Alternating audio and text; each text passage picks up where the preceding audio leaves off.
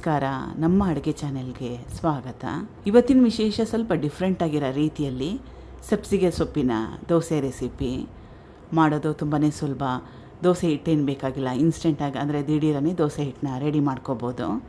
ಅಕ್ಕಿ ಉದ್ದಿನ ಬೇಳೆ ನೆನೆ ಹಾಕೋ ಅವಶ್ಯಕತೆ ಕೂಡ ಏನಿಲ್ಲ.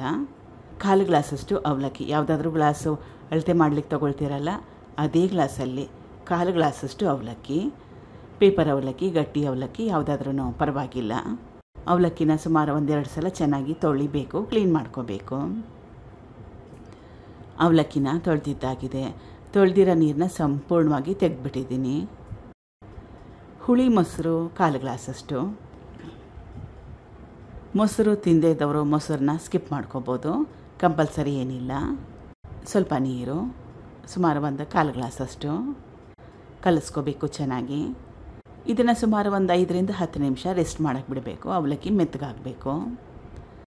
10 ನಿಮಿಷ ಆದಮೇಲೆ ಅವಲಕ್ಕಿ ಮೆತ್ತಗಾಗಿದೆ, ಕ್ವಾಂಟಿಟಿ ಕೂಡ ಜಾಸ್ತಿ ಆಗಿದೆ. ನೆಂದ ಮೇಲೆ ರುಬ್ಕೋಬೇಕು. ಇವಾಗ ಇದನ್ನು ಉಪ್ಪಿಟ್ಟು ರವೆ 1 ಗ್ಲಾಸಷ್ಟು, ಅಂದರೆ 1/4 ಗ್ಲಾಸಷ್ಟು ಅವಲಕ್ಕಿ ಹಾಕ್ಕೊಂಡಿದ್ನಲ್ಲ ಸೇಮ್ ಗ್ಲಾಸಲ್ಲಿ 1 ಗ್ಲಾಸಷ್ಟು ಉಪ್ಪಿಟ್ಟು ರವೆ ಅಥವಾ ಚಿರೋಟಿ ರವೆನ ಕೂಡ ಉಪಯೋಗ ಮಾಡ್ಬೋದು.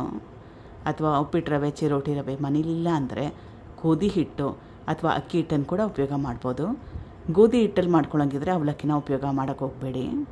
ರುಚಿಗೆ ತಕ್ಕಷ್ಟು ಉಪ್ಪು, ಹಸಿ ತೆಂಗಿನ ತುರಿ ಇದು ಕೂಡ 1/4 ಗ್ಲಾಸಷ್ಟು, ಹಸಿರು ಮೆಣಸಿನ್ಕಾಯಿ 3-4 ಸಬ್ಸಿಗೆ ಸೊಪ್ಪು ಸುಮಾರು 2 ಹಿಡಿಯಷ್ಟು. ಸಬ್ಸಿಗೆ ಸೊಪ್ಪಿಗೆ ಬದಲಾಗಿ ಪಾಲಕ್ ಸೊಪ್ಪು, ಮೆಂತ್ಯ ಸೊಪ್ಪನ್ನು ಕೂಡ ಉಪಯೋಗ ಮಾಡ್ಬೋದು, ದಂಟು ಸೊಪ್ಪನ್ನು ಕೂಡ ಉಪಯೋಗ ಮಾಡ್ಬೋದು. ಸ್ವಲ್ಪ ನೀರು, ರುಬ್ಕೋಬೇಕು. ರುಬ್ಬಿದ್ದಾಗಿದೆ, ಬೇರೆ ಬಟ್ಲಿಗೆ ಸೇರಿಸ್ಕೊಳ್ತಾ ಇದ್ದೀನಿ.